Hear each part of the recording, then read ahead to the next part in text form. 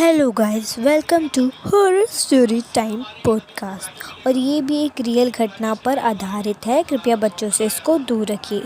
तो एक लड़की थी, वो किसी कार कंपनी में काम करती थी।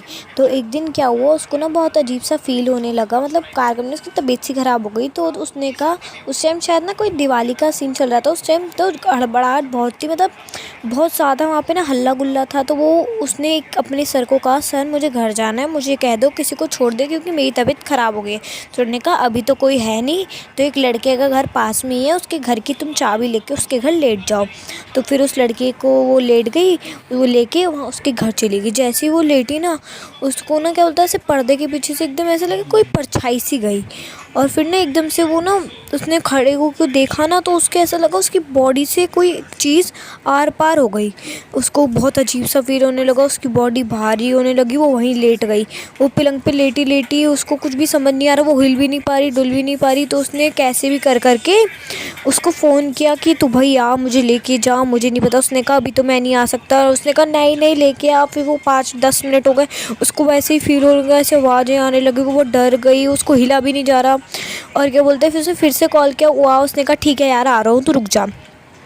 फिर वो आया, उसको फिर क्या बोलते हैं, ठक ठक की आवाज़ आने लगी। तो वो उठ भी नहीं पा रही गेट खोलने के लिए। उसने बहुत मेहनत से पहले नीचे गिरी पलंग के, फिर उसने गेट खोला। फिर उसने कहा कि तुम इतनी लेट क्यों? उसने कहा, वो लड़के ने बोला मैं तो यहाँ आधे घंटे से खटखटा रहा हूँ, तुम गेट ही नहीं खोल रही मेरा, मैं क्या करूँ?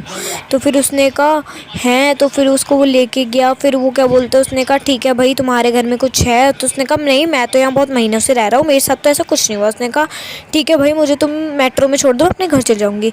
तो जब वो मेट्रो से अपने घर गई ना, फिर ना उसको सर में तो तेज दर्द हो रहा था। फिर वो अगले दिन वापस आई, तो वो ना मेट्रो में ना, वो जब रोज़ ट्रैवल करते हैं, जब हम मेट्रो में, तो हमें पता होता है भाई ये इंसान पहचान सी हो जाती है।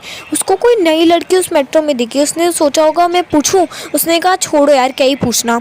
फिर वो मेट्रो से अपने ऑफिस पे थोड़ी दूर की दूरी पे, उसको लग रहा वो लड़की उसका पीछा कर रही है। फिर वो क्या बोलते हैं, अपनी कंपनी में काम कर रही वो लड़की तब भी बाहर खड़ी हुई। तो उसने ऐसे बाहर आई, वो जब वो अपनी मेट्रो में फिर से चढ़ गई, उसने फिर से वही लड़की को देखा, भाई वो उसका पीछा कर रही। फिर उसने अपने घर में मम्मी को बताया, मम्मी ने कहा अरे कुछ नहीं होगा, वापस कल देखो, अगर कल भी पीछा करे।